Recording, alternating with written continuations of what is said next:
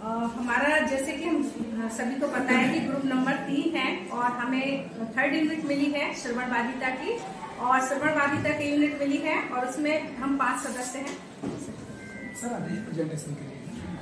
और इसमें श्रवण बाधिता की अवधारणा है, परिभाषाएं ली है इसमें हमने, और श्रवण बाधिता के क्या लक्षण होते हैं, श्रवण बाधिता के कारण लिए हैं और श्रवण बाधिता की विशेषताएं, श्रवण बाधिता का वर्गीकरण, साथ में सांकेतिक भाषा में प्रशिक्षण कैसे दिया जाता है श्रवण बाधित बालकों को, और सहायक सामग्री और उपकरणों का कैसे प्रयोग किया जाता है, कौन कौन से उपकरण लिए जाते हैं, शैक्षिक कार्यक्रम श्रवण बाधितों के लिए कौन कौन से शैक्षिक कार्यक्रम निर्धारित किए गए हैं और उनको कैसे प्रशिक्षण दिया जाता है, ये हमने लिया है। और साथ में उपसंहार है, संदर्भ ग्रंथ सूची है। तो अब मैं सुधा दुबे, और सबसे पहले अवधारणा है, परिभाषा, लक्षण, ये मैं बताऊंगी इसमें, और साथ में हमारे ग्रुप नंबर 3 में जो दूसरे सदस्य हैं अखिल श्रीवास्तव सर, ये बताएंगे श्रवण बाधिता के कारण, श्रवण बाधिता की विशेषताएं और श्रवण बाधिता का वर्गीकरण बताएंगे, और साथ में सुनीता पाठक मैडम हैं, वो बताएंगी सांकेतिक भाषा में प्रशिक्षण श्रवण बाधित बालकों को किस प्रकार दिया जाता है, ये सुनीता पाठक मैडम समझाएंगी, और नितिन श्रीवास्तव सर हमारे जो हैं वो बताएंगे कि सहायक सामग्री और उपकरणों का प्रयोग श्रवण बाधित बालकों के लिए कैसे किया जाता है। इस प्रकार जो हमारी जो 5वीं सदस्य हैं रिंकू गुरमाले मैडम, और ये बताएंगी कि शैक्षिक कार्यक्रम कौन कौन से निर्धारित है, हमारे जो श्रवण बाधित बालक हैं उनके लिए शैक्षिक कार्यक्रम कौन कौन से निर्धारित हैं, और उपसंहार और संदर्भ ग्रंथ सूची बताएंगी। तो अब मेरा जो पहला है टॉपिक, श्रवण बाधिता। श्रवण बाधिता शब्द 2 शब्दों से मिलकर बना है, और श्रवण बाधिता को हिंदी शब्द है ये, तो श्रवण बाधिता 2 शब्दों से मिलकर बना है, श्रवण और बाधिता। श्रवण का अर्थ होता है सुनना, और बाधिता शब्द का अर्थ होता है बाधा उत्पन्न होना, कठिनाई उत्पन्न होना, परेशानी आना। इस प्रकार श्रवण में, श्रवण अर्थात सुनने में जब परेशानी आती है, कठिनाई आती है, बाधा आती है या कुछ परेशानी होती है, समझ में नहीं आ पाता है, सुनने की क्षमता में कमी होती है, उससे हम बोलते हैं श्रवण बाधिता। इसे और अन्य नामों से भी जाना जाता है, इसको बोलते हैं श्रवण हानि भी बोलते हैं, कर्ण बाधिता भी बोलते हैं, कर्ण हानि भी बोलते हैं, श्रवण हानि भी कहा जाता है।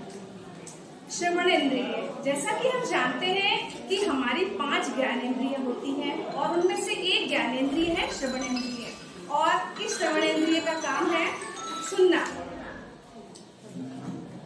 जानते हैं कि हमारी ज्ञानेंद्रिय होती हैं, 5 ज्ञानेंद्रियों में से एक ज्ञानेंद्रिय श्रवण इंद्रिय, और इसका कार्य होता है सुनना। जब किसी कारणवश हमारी जो श्रवण इंद्रिय है इसको सुनने में कुछ कमी आती है या कुछ बाधा उत्पन्न हो जाती है, या किसी कारणवश सुनने की क्षमता में कमी आ जाती है, उसके कारण श्रवण बाधिता उत्पन्न होती है, और श्रवण बाधिता का ये भी एक कारण होता है, और श्रवण बाधिता के कारणों में इसको हम और जानेंगे। अब हम जानते हैं कि जो हमारी श्रवण इंद्रिय है कान है, तो कान के कई भाग होते हैं।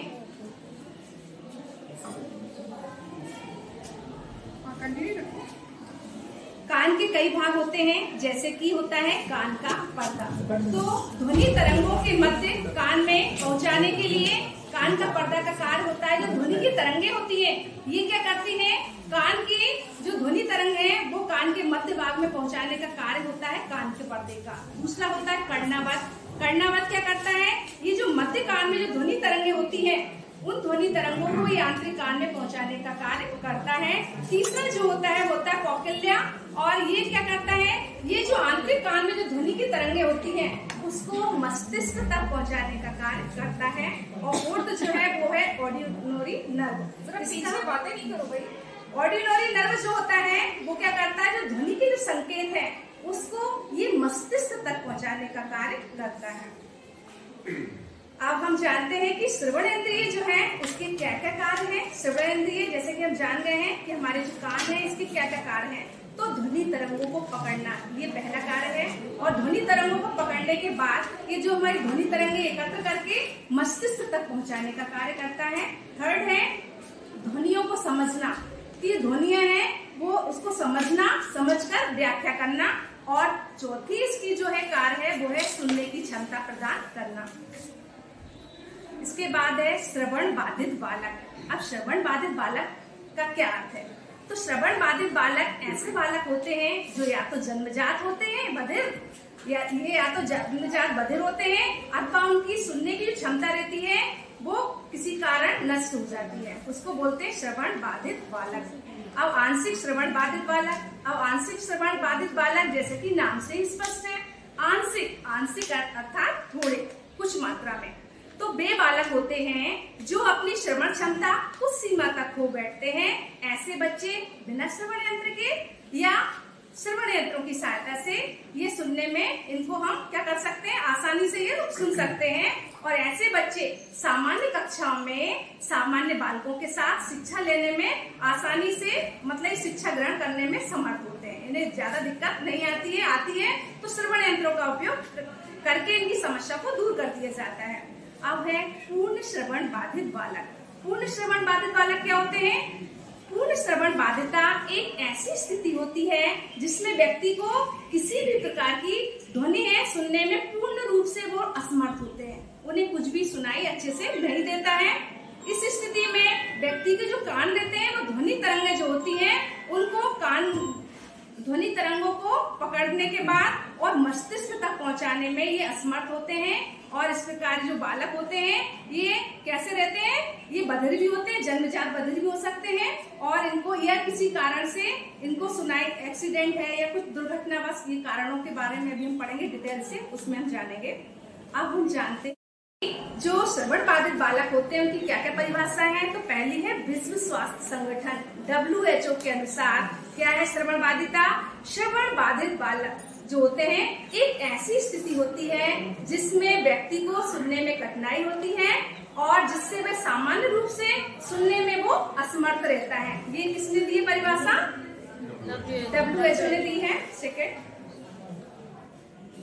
सेकेंड परिभाषा है भारतीय ऑडियोलॉजी एसोसिएशन के अनुसार श्रवण बाधिता एक ऐसी स्थिति है जिसमें व्यक्ति को सुनने में कठिनाई होती है जिससे वह सामान्य रूप से सुनने में असमर्थ रहता है और जो उसके सामाजिक, शैक्षिक और व्यावसायिक जीवन को प्रभावित करती है। ये है भारतीय ऑडियोलॉजी एसोसिएशन के अनुसार परिभाषा।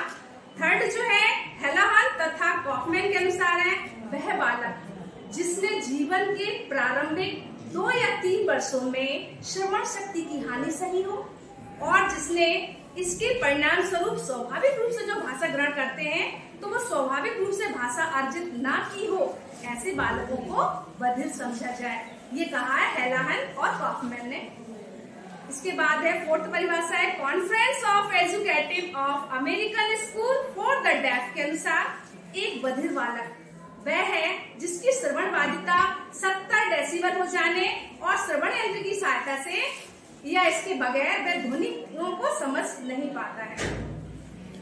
इसके बाद है यूनेस्को की विशेषज्ञ समिति 1985 के अनुसार श्रवण बाधित बालक वह है जो ध्वनि सुनने में परेशानी का सामना करता है। अब ये तो है परिभाषा के बाद है इन परिभाषाओं से स्पष्ट होता है कि श्रवण बाधिता एक ऐसी स्थिति है जिसमें व्यक्ति को सुनने में कठिनाई होती है जिससे वह सामान्य रूप से सुनने में असमर्थ होता है और जो उसके दैनिक जीवन को प्रभावित करती है। ये परिभाषाएं हो गई है हमारी। और परिभाषाओं के बाद अब हम जानते हैं कि हमारे देश में श्रवण बाधिता होकर भी हमारे देश में ऐसे व्यक्ति हैं जिन्होंने अपने श्रवण बाधिता होने के बावजूद इस कमी को उन्होंने कमी नहीं मानते हुए उन्होंने शिक्षा के क्षेत्र में अपना नाम कमाया है। ऐसे कुछ व्यक्तियों के नाम हम जानते हैं, जैसे कि डॉक्टर सुरेश कुमार जो है एक श्रवण बाधित बालक है और इन्होंने भारतीय प्रौद्योगिकी शिक्षा संस्थान से इन्होंने क्या किया, PhD की है और साथ में इन्होंने इंजीनियरिंग भी की है और ये एक सफल व्यक्ति है। साथ में सेकेंड है प्रोफेसर रोहित कुमार जो है चल रहा है, सुनो आप लोग अपनी बातों में रहें। प्रोफेसर रोहित कुमार ने दिल्ली विश्वविद्यालय से, जो कि एक श्रवण बाधित बालक थे, और इन्होंने दिल्ली विश्वविद्यालय से इन्होंने क्या किया है, पीएचडी की है, स्नातक किया है और वर्तमान में ये दिल्ली विश्वविद्यालय में प्रोफेसर के पद पर कार्यरत है। डॉक्टर सोनिया मेहरा। डॉक्टर सोनिया मेहरा जो है वो भी एक श्रवण बाधित है और इन्होंने क्या किया है, जामिया मारिया इस्लामिया विश्वविद्यालय से इन्होंने पीएचडी की है और वर्तमान में जामिया मारिया विश्वविद्यालय में वर्तमान में वहां पर प्रोफेसर के पद पर कार्यरत हैं। श्री राजेंद्र जैन, इन्होंने दिल्ली विश्वविद्यालय से स्नातक किया है और ये वर्तमान में एक सफल व्यवसायी हैं। और सुश्री नेहा सिंह इन्होंने भारतीय प्रौद्योगिकी संस्थान से इन्होंने क्या किया है, इंजीनियरिंग की है और ये सफल इंजीनियर के पद पर वर्तमान में कार्यरत हैं। और इसी के साथ एक नाम और हम जानते हैं, दृष्टिबाधित भी हैं और साथ साथ में श्रवण बाधित भी रही हैं और वो दो प्रकार की उनके पास दिव्यांगता है, एक तो दृष्टिबाधिता की और श्रवण बाधिता की। तो इसके बावजूद वो अमेरिका की एक प्रसिद्ध लेखिका भी रही हैं और वहां की जो शिक्षाविद भी रही हैं।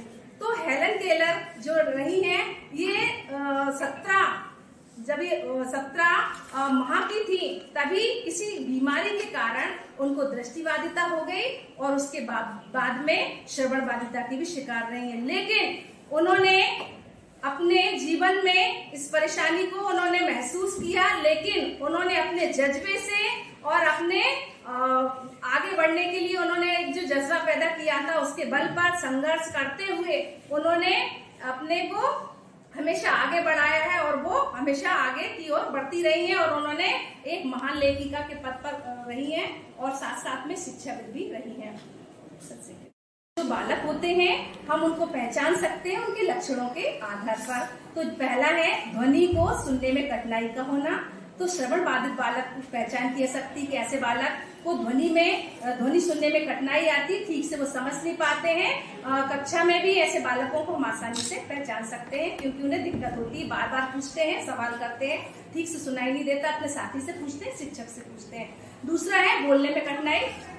ऐसे बालक को जब ठीक से सुनाई नहीं देता तो उनको ध्वनि की तरह समझ में नहीं आ पाती, तो वो शिक्षक की बात या अपने साथी की बातों को ठीक से सुन भी नहीं पाते हैं, तो उनकी जो भाषा का विकास भी ठीक से नहीं हो पाता है, जिसके कारण उन्हें बोलने में भी कठिनाई आती है। शब्दों को समझने में कठिनाई, ऐसे बालक को शब्दों को समझने में कठिनाई आती है क्योंकि ठीक से वो सुन नहीं पाते हैं या किसी कारणवश वो भ्रमित रहते हैं और ठीक से समायोजन भी नहीं हो पाता उनका। ध्यान केंद्रित करने में कठिनाई, अब वो ध्यान केंद्रित ठीक से इसलिए नहीं कर पाते कि उनकी श्रवण क्षमता ठीक से उन्हें सुनाई भी नहीं दे रहा है, तो समझ नहीं पाते, तो इधर उधर उनका ध्यान लगा रहता क्या कहा जा रहा है, तो इस चक्कर में उनको ठीक से ध्यान केंद्रित भी नहीं कर पाते हैं। सामाजिक संपर्क में कठिनाई। लक्षण कौन कौन से होते हैं, तो तनाव और चिंता। ऐसे बच्चे तनावग्रस्त होते हैं और उन्हें चिंता बनी रहती है, उन्हें ठीक से समझ नहीं आता, जिसके कारण तनाव और चिंता के उस वातावरण में उनका लक्षण प्रकट होता है। अकेलापन और अलगाव। ऐसे बच्चे अकेले रहना पसंद करते हैं और अलगाव दूरी बनाकर रखते हैं और सोचते हैं कि ज्यादातर सामाजिक जो गतिविधियां होती हैं उसमें जाने से बचते हैं और कोशिश करते हैं अकेलेपन में अकेले रहने की। आत्मविश्वास की कमी रहती है क्योंकि वो ठीक से कोई बात बोलते हैं तो उनकी बात को सुनते भी नहीं है वो ठीक से, तो उनको समझ नहीं आता कि मैं इस समय हम कैसे क्या करें, तो आत्मविश्वास की कमी रहती है। अवसाद और उदासीनता बनी रहती है। शारीरिक लक्षण में यदि हम देखते हैं तो उनके कान में जैसे कि दर्द है, दबाव बना रहता है और कान में झुंझुनाहट का महसूस करते हैं और सिर दर्द या चक्कर का आना, उन्हें ऐसा फील होता है कि सिर दर्द हो रहा है या चक्कर आ रहा है। थकान और ऊर्जा की कमी बनी रहती है, थकान बनी रहती है, वीकनेस लगती है। और अब हम देखते हैं भाषा संबंधी कौन कौन से लक्षण हो सकते हैं। तो भाषा का विकास देरी से होता है क्योंकि इनका जो सुनने की क्षमता में कमी होती है, जिसके कारण इनका बोलने का इनकी भाषा का विकास देर से होता है, तो इनके भाषा विकास में भी देरी होती है। सामान्य बच्चों की अपेक्षा थोड़ा सा ये देर से भाषा विकास होता है। सामाजिक कौशलों में कमी। सामाजिक कौशल जो होते हैं, बाकी सामान्य बच्चे जो होते हैं तो उन बच्चों की अपेक्षा इनके सामाजिक जो कौशल होते हैं उनमें कमी देखने को मिलती है। शैक्षिक प्रदर्शन में भी कमी आती है। तो जो शैक्षिक प्रदर्शन है जो बच्चे कर रहे हैं, क्योंकि बच्चे थोड़ा सा अपने श्रवण बाधिता के कारण जो उनको आगे बढ़ना चाहिए उस स्थिति से आगे नहीं बढ़ पाते, तो जो शैक्षिक प्रदर्शन है किसी भी चीज में भाग लेने में, तो उसमें उनको थोड़े से प्रदर्शन में देखने में कमी आती है और आत्मविश्वास की कमी बनी रहती है। अब ये मेरा इतना पूरा हो गया है। आगे